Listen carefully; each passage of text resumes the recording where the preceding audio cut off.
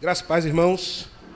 Com alegria que a gente vem mais uma vez adorar o Senhor, no dia do Senhor, dia preparado para isto, né? Eu convido a igreja a abrir no Evangelho de Lucas, capítulo 15, melhor dizendo, 15. Lucas 15, versículos 1 e 2.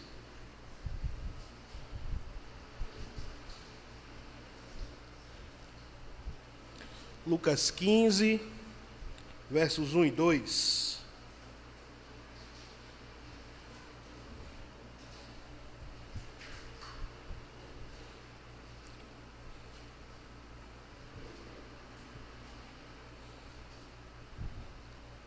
Antes eu gostaria também de agradecer a Deus. Mês passado, eu me lembrava que no mês de maio já fez 18 anos da minha conversão. E motivo de alegria para a gente, né? Depois de todo esse tempo, porque nem eu mesmo acreditava que eu pudesse servir a Deus. Mas o Senhor é que tem nos sustentado, e cada dia que passa, irmão, a certeza é essa, que não é a gente que se sustenta na presença de Deus, mas Ele próprio que nos mantém de pé. Amém, irmãos? Eu queria deixar isso aqui registrado, esse agradecimento. Lucas capítulo 15, versículo 1 e 2 diz assim: aproximavam-se de Jesus todos os publicanos e pecadores para o ouvir, e murmuravam os fariseus e os escribas, dizendo: este recebe pecadores e come com eles. Oremos. Senhor Deus, amado Pai, nós te bendizemos, ó Pai, mais uma vez, te pedimos a tua direção, a tua graça nesse momento, para que tu fortaleças os corações na fé que há em Cristo Jesus, que possa, ó Deus, nos direcionar, nos iluminar com a tua santa palavra. É isso que nós te pedimos e agradecemos em nome do Senhor. Amém. Meus irmãos, algumas semanas atrás, nós falávamos acerca do milagre de Caná da Galileia, ali naquela festa de casamento, onde o Senhor Jesus transformou água em vinho. E também mencionamos, o texto menciona que aquele recipiente utilizado ali era anteriormente usado para fazer as purificações dos judeus. Foi enfatizado que naquela época não se tinha um conhecimento da existência de germes ou bactérias. E quando o judeu ele dizia que iria lavar as mãos, que iria se purificar, não era por questão de higiene, mas era numa intenção de se purificar espiritualmente. Eles entendiam que você, lavando os braços, você estaria se purificando, porque eles entendiam que aquilo que é externo purificava, ou melhor dizendo, ele contaminava o espírito. E Jesus Cristo, ele, em outra passagem, ele diz claramente que não é aquilo que é externo, ou em caso de alimentação, que entra pela boca do homem que contamina, mas o que sai. Porque a contaminação, ela começa no coração do homem, né? Aquilo que contamina o homem está dentro dele, que é o pecado. Mas isso, apesar de Jesus começar a ensinar, isso era um entendimento que era bastante difundido ali, e existiam vários grupos que tinham opiniões diferentes sobre diversos assuntos, mas os fariseus, por exemplo, eles tinham isso em alta conta, que era possível se contaminar ao se aproximar de pessoas ou contato físico com algum tipo de objeto, até porque isso estava prescrito na lei de Moisés, mas depois Cristo, ele dá o sentido daquilo ali que estava escrito. Ele, tendo dado início ao seu ministério, voltando aqui para o contexto de Lucas, ele tendo dado início ao seu ministério, ele começa a pregar, começa a curar, começa a fazer milagres, começa a cumprir a missão como Salvador, não só de Israel, mas também de todas as nações.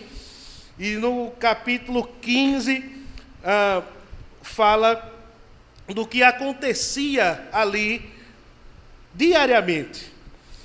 O versículo 1 vai dizer que aproximavam-se de Jesus todos os publicanos e pecadores para o ouvir, e murmuravam os fariseus e os escribas. Nós temos aqui grupos de pessoas, quatro grupos de pessoas. Nós temos publicanos, que a gente pode juntar numa só, publicanos e pecadores. Publicanos eram coletores de impostos, eram judeus que trabalhavam para o Império Romano e, a serviço do Império Romano, eles faziam ali a arrecadação de impostos. Só que tinha um detalhe: esses publicanos, geralmente, eles eram muito ricos, mas não daquilo que eles trabalhavam, mas sim daquilo que eles roubavam do próprio povo. Então, os publicanos, eles eram pessoas que não eram bem-vindas ou bem vistas no meio do próprio povo judeu, pelo fato de eles trabalharem para o governo e enriquecerem de forma ilícita. O texto também menciona pecadores de uma forma geral, que eram todos aqueles que viviam fora, ou quebrando, transgredindo os mandamentos do Senhor. Então, de uma forma geral, você tem publicanos, um grupo de pessoas que trabalhavam para o governo e estavam ali cercando Jesus, e você tem pecadores também que eram considerados pessoas impuras. E por isso, o versículo 2 vai dizer: e murmuravam os fariseus. Os fariseus eram um grupo religioso muito conhecedor das Escrituras. Eles foram responsáveis por conservar, eles eram conservadores, eles foram responsáveis por, no momento em que a cultura grega tentava entrar em Israel, eles foram responsáveis por manter a cultura judaica ali viva, e eles foram resistentes. E dentro da história de Israel, o grupo dos fariseus ele tem uma importância muito grande. No entanto, eles tinham esse costume de se colocar como melhores do que os demais judeus. E eles próprios eram tidos em alta conta pelos israelitas, pelos judeus. Eles viam os fariseus como pessoas de fato melhores, santas, que não se contaminavam, que estavam ali cumprindo a lei. Dentre esses também, a gente tem um grupo semelhante, que são os escribas, que eram os responsáveis por fazer a cópia ali da Torá.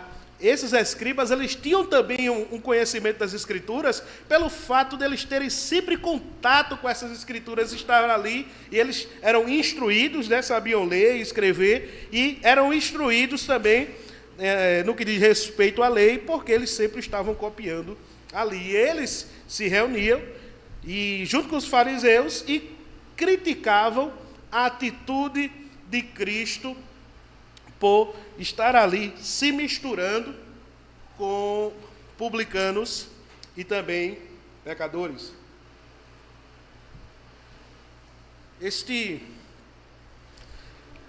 Era necessário que, para que houvesse um entendimento melhor acerca do que Deus estava fazendo, o Senhor Jesus ele explicasse algumas verdades.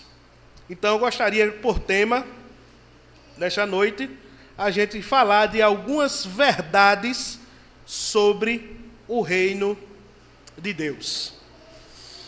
Algumas coisas que eram necessárias ser esclarecidas, porque, por causa do pecado, até hoje, às vezes até mesmo nós crentes, apesar de salvos, nós temos dificuldade de se alinhar com o propósito divino. Às vezes, por exemplo, a gente sabe que é necessário perdoar, porque a gente sabe que isso está na palavra, mas o coração da gente ainda pode estar endurecido para perdoar. Isso é o pecado ainda tendo efeito sobre nós. A gente sabe que a Bíblia diz que o sol não se deve pôr sobre a nossa ira. né, que a gente não deve permanecer muito tempo irado. A gente vai se irar porque a gente é humano, mas a gente não deve deixar que passe o dia, raie o dia e o sol se ponha sobre a nossa ira e nós com o coração ali enraivecido. E a Bíblia ainda diz, mas irai-vos, mas não pequeis. Mas pode acontecer, irmãos, que apesar de conhecermos o Evangelho, apesar de conhecermos o Senhor Jesus, ainda os resquícios do pecado continuem ainda pautando as nossas atitudes e pensamentos, e mesmo conhecendo a palavra de Deus, a gente tem dificuldade em cumpri-la.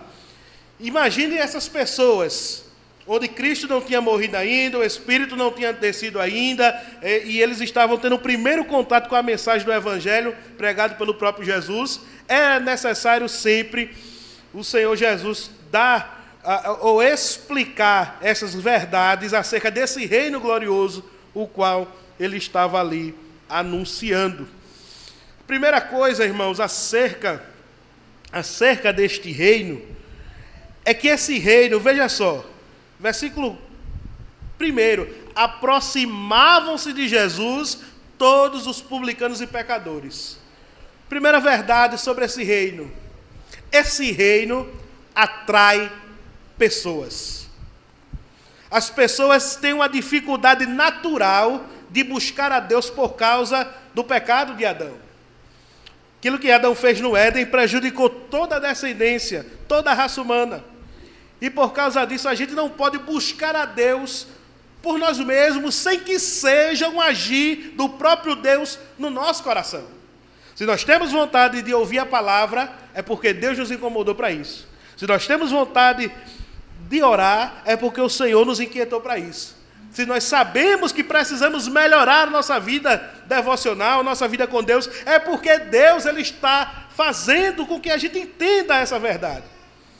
Esse reino que Jesus vem proclamar, que ele vem falar, e ele começa a fazer milagres, ele começa a explicar as profecias, ele começa a falar e as pessoas veem que ele não falava como as outras pessoas, mas ele falava com autoridade.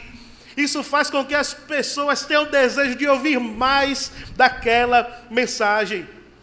E as pessoas vão até onde ele estava.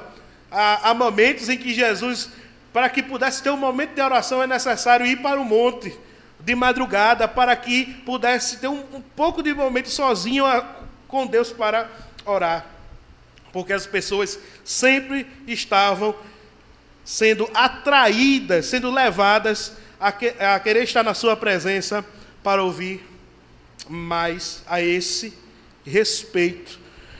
É uma verdade também, irmãos, que nós próprios, nós que estamos aqui, pode ter certeza disso, nós estamos aqui porque nós também fomos atraídos por este reino. Nós não estamos aqui porque achamos bonito ir para a igreja ou gostamos de sentar aqui simplesmente e ficar na companhia uns dos outros, não. Nós estamos aqui porque existe um poder maior que opera sobre a nossa vida nessa noite, que é o convite do Espírito Santo de Deus para orar, para louvar e para ouvir a santa palavra do Senhor.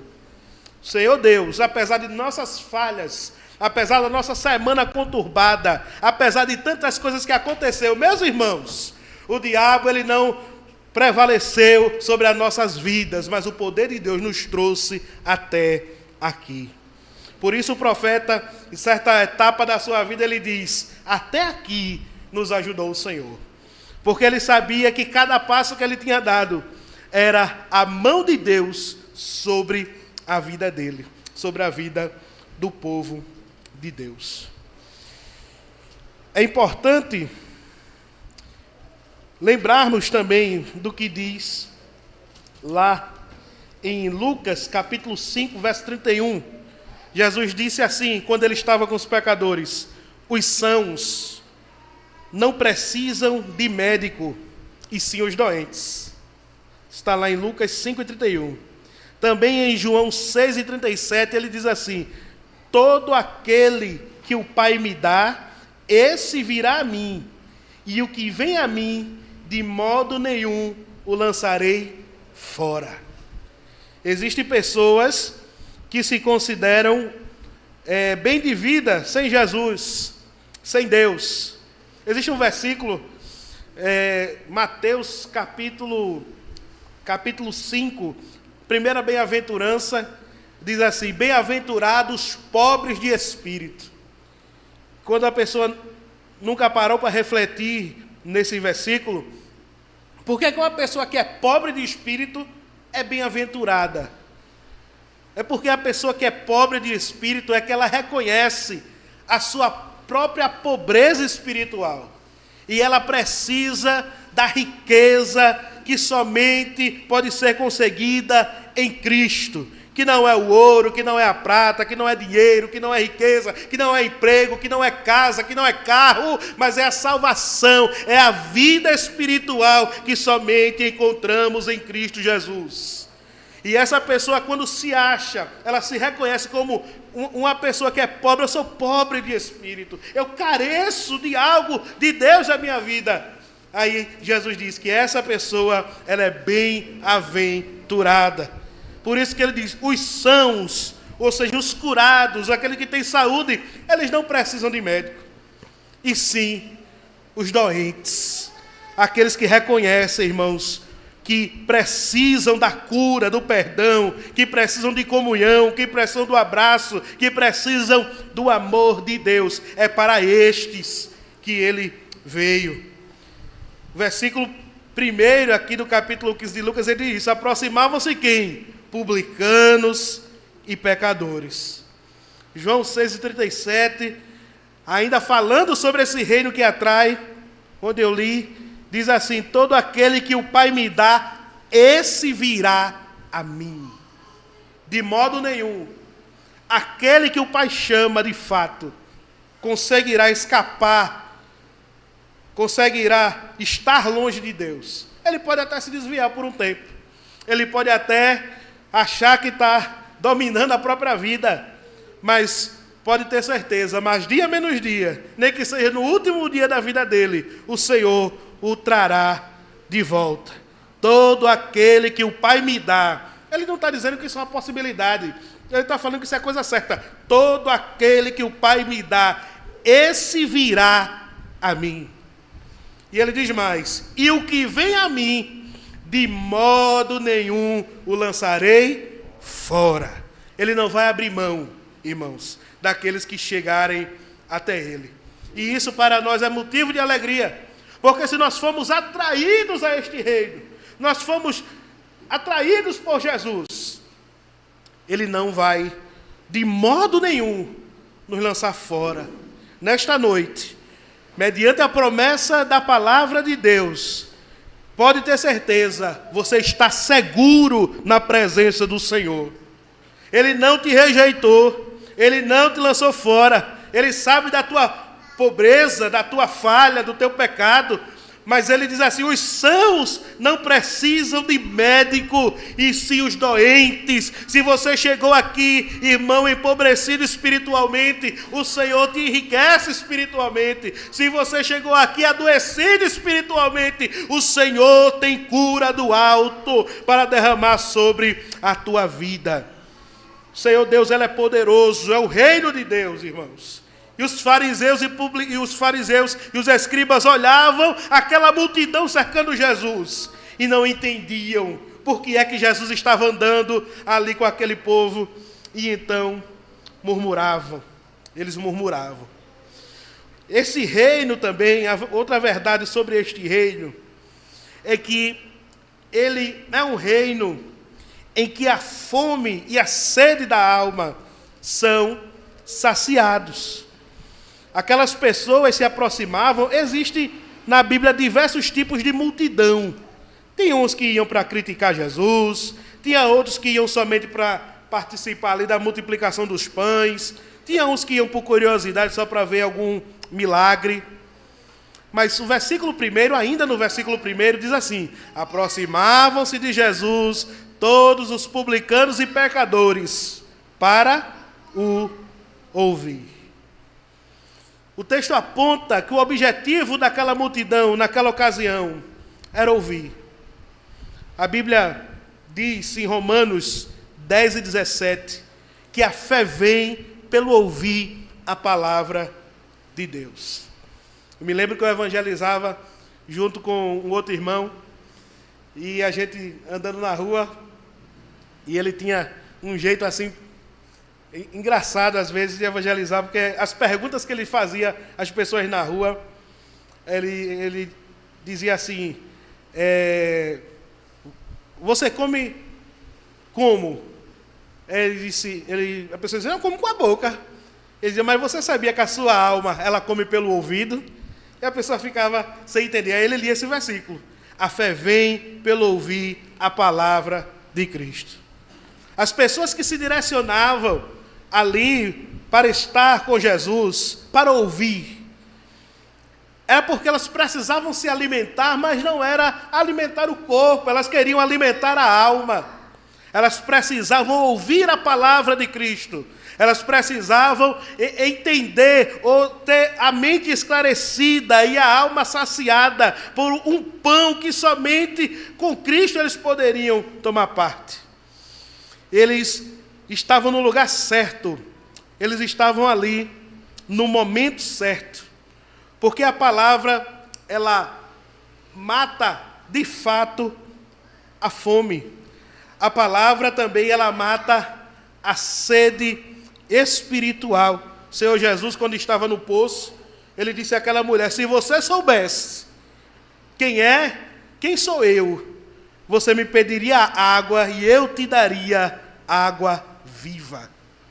O Senhor Jesus, somente Ele, você pode tentar satisfazer teu coração com outras coisas, com outras religiões, você pode tentar buscar em outros tipos de prática espiritual, mas a palavra de Deus nos diz que há um único que de fato é o pão vivo que desceu do céu, que mata a fome dos pecadores, é Jesus Cristo.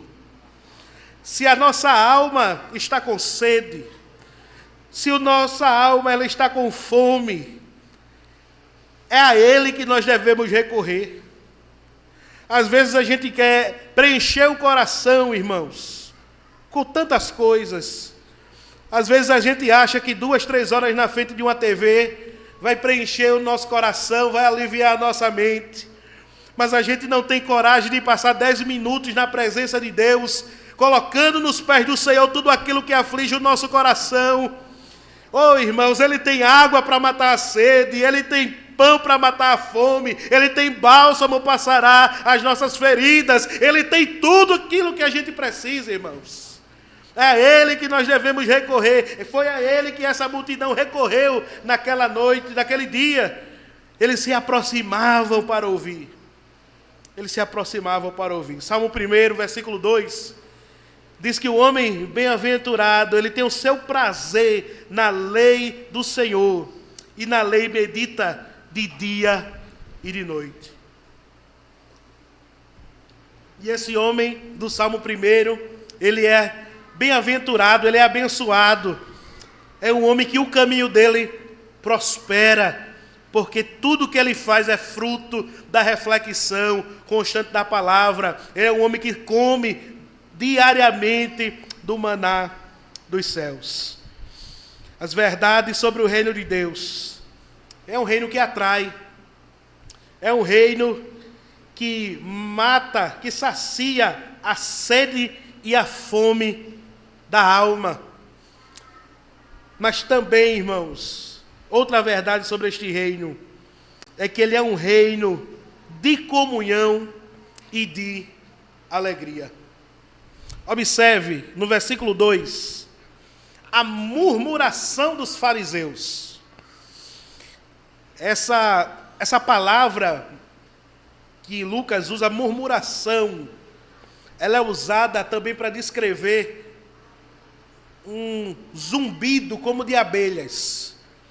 As pessoas estavam murmurando, conversando, um zum, zum, zum ali entre os fariseus e os escribas, e criticando Jesus, dizendo, este recebe pecadores e come com eles. Veja, as multidões vão até Jesus, ou para ouvi-lo, mas veja o que é que Jesus faz com esta multidão. ele recebe pecadores e come com eles. Um fariseu nunca faria isto, porque ele acreditava que se ele andasse próximo dessas pessoas, se ele sentasse à mesa com essas pessoas, ele seria contaminado pelo pecado delas. E quando eles veem Jesus, que era chamado de mestre, muitos o chamavam de rabi, que quer dizer mestre, falando com as multidões, sentando com elas, comendo com elas, é motivo de escândalo. É motivo de escândalo. E Jesus precisava mais uma vez dar a essas pessoas lições acerca do reino. O capítulo 15 de Lucas, ele é conhecido como o capítulo das coisas perdidas. Porque ele é formado por 3 parábolas, e as 3 parábolas, ela tem o mesmo objetivo, as 3 histórias contadas por Jesus no capítulo 15, ela tem o objetivo de dar uma resposta à murmuração dos fariseus no versículo 2, que é a parábola da ovelha perdida, a parábola da dracma perdida e a parábola do filho pródigo. Aqueles homens, escribas e fariseus, que só sabiam apontar, que só sabiam julgar, que se sentiam melhor que todo mundo, eles não tinham entendido absolutamente nada do reino. E para que eles pudessem, de uma forma mais ilustrada, ter consciência do que é o reino de Deus, o Senhor, ele conta essas 3 parábolas, essas 3 histórias. A primeira história é a história da mulher que perdeu uma dracma, uma moeda valiosa, e começou a vasculhar a casa procurando por essa moeda. E quando ela encontra, no versículo 6, capítulo 15, versículos 5 e 6, diz assim: achando-a, põe-na,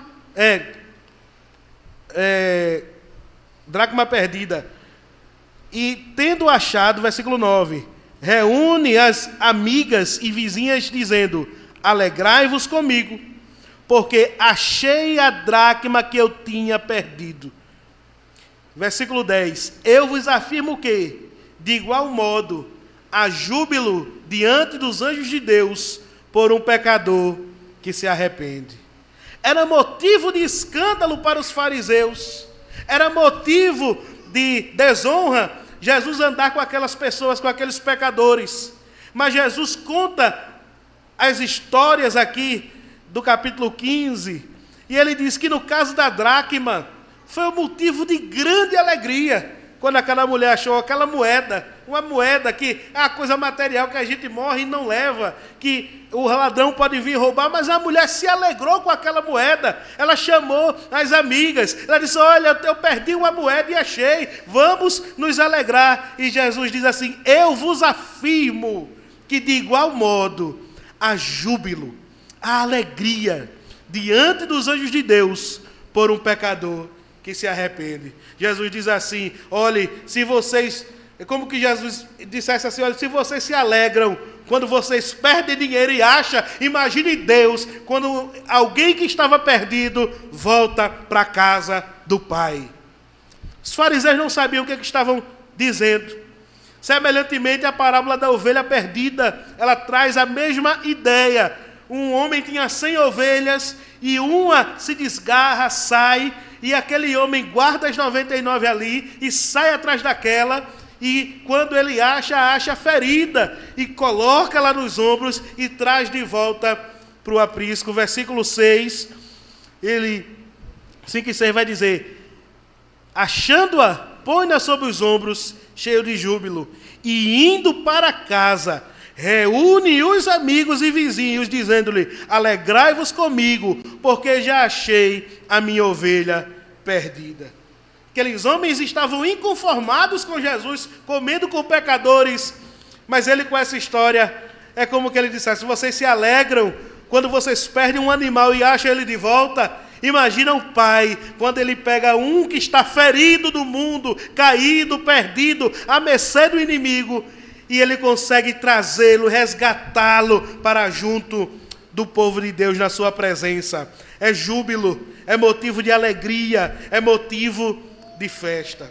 Semelhantemente também, irmãos, na parábola do filho pródigo, é também a mesma história. O filho ingrato que quer uma herança antes do pai morrer, que vai para o mundo, que gasta o dinheiro e depois se arrepende, reconhece os seus erros e volta para a casa do pai. E quando ele chega na casa do pai, o pai já está esperando por ele. O pai já está à espera dele. E quando ele chega, o que é que esse pai faz?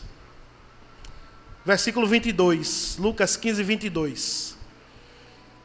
O pai, porém, disse aos seus servos: trazei depressa a melhor roupa, vestiu, ponde-lhe um anel no dedo, sandália nos pés, porque ele estava praticamente rasgado, ou olhe lá se não estivesse nu e descalço. Mas ele diz: trazei depressa a melhor roupa, vestiu, ponde-lhe o anel no dedo, sandália nos pés, trazei também e matai o novilho cevado, e comamos e regozijemo-nos. Porque este meu filho estava morto e reviveu, estava perdido e foi achado. E começaram a regozijar-se. Começaram-se ali a se alegrar. O Senhor Jesus, ele conta na presença daquelas pessoas essas três histórias: da ovelha que se perdeu, da dracma perdida e do filho pródigo, aquele filho que depois voltou para casa. Porque era este mesmo sentimento que envolve o coração de Deus quando um pecador se arrepende. É esse mesmo sentimento, irmãos, que está no coração de Deus quando nós chegamos até o culto, quando nós chegamos até aqui.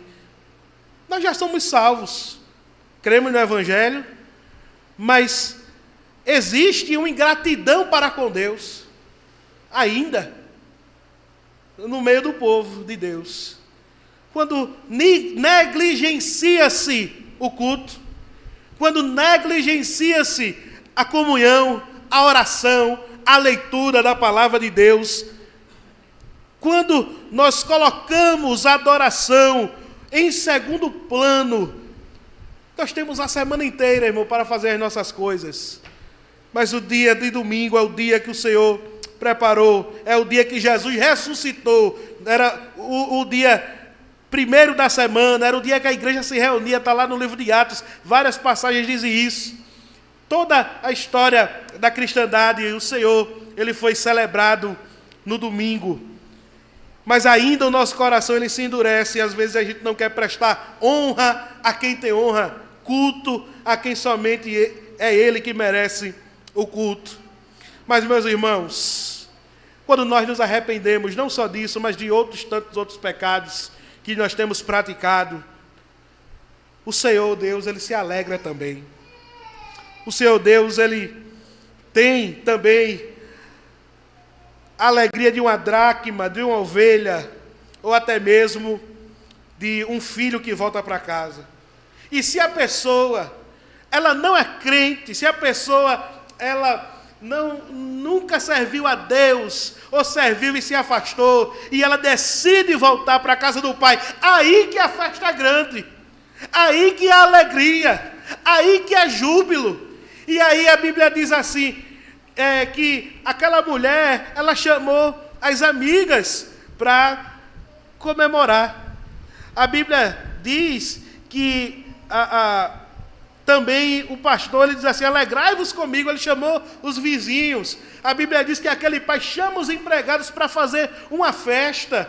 E quando um pecador se arrepende dos seus pecados e entrega a vida a Jesus, nós, a Igreja de Cristo, também entramos em festa, assim como a festa também nos céus. A presença de Deus, o reino de Deus, é o reino que atrai aqueles a quem o Senhor chamou, aqueles a quem o Senhor predestinou.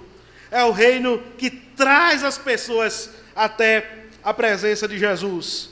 É um reino em que há fartura de pão e de água para saciar a fome e sede da nossa alma. É um reino onde há comunhão e alegria. Jesus não somente fala à multidão, mas ele senta-se à mesa com eles.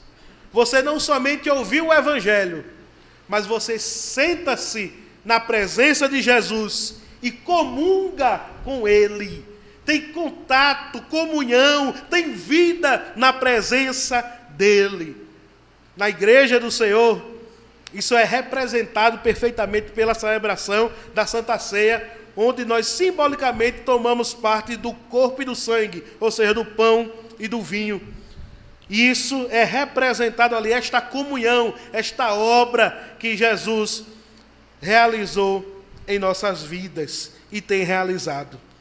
Meus irmãos, Filipenses 1,6 diz assim: aquele que começou a boa obra aperfeiçoará até o dia de Jesus Cristo.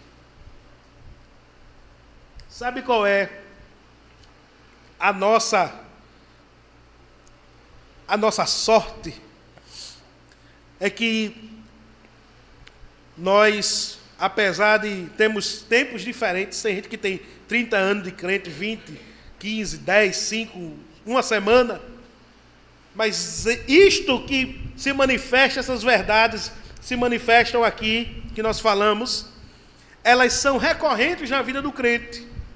O Senhor sempre estará nos atraindo até a sua presença. Quantas vezes a gente quis correr dele? Quantas vezes a gente quis, dar o drible no Senhor, mas jamais conseguiremos. O Senhor nos atrai, irmãos, e vai continuar nos atraindo, nos deixando pertinho dele, até o último dia, irmãos. Isso é recorrente. É recorrente também que a mesa do Senhor, o banquete do Senhor, ele está diante de nós constantemente. Salmo 23 diz assim: prepara uma mesa na presença dos meus adversários.